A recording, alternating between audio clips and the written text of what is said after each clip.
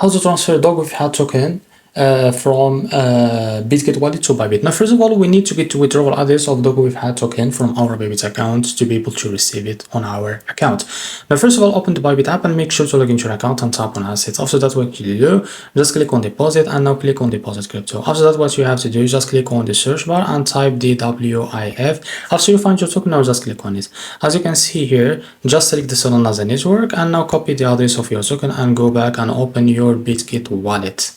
So after you open the Bitget wallet, now go to wallet like that.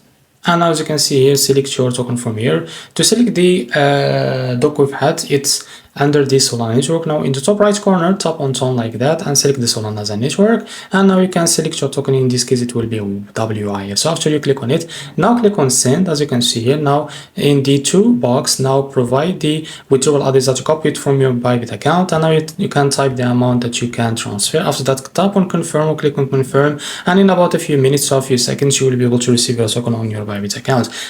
Before I end this video, if you have the memo, you can provide it. If you don't, it's optional. So this is how to transfer the Dogwifhat token from Bitget wallet to Bybit. If you found this very helpful, please like and subscribe. See you next video.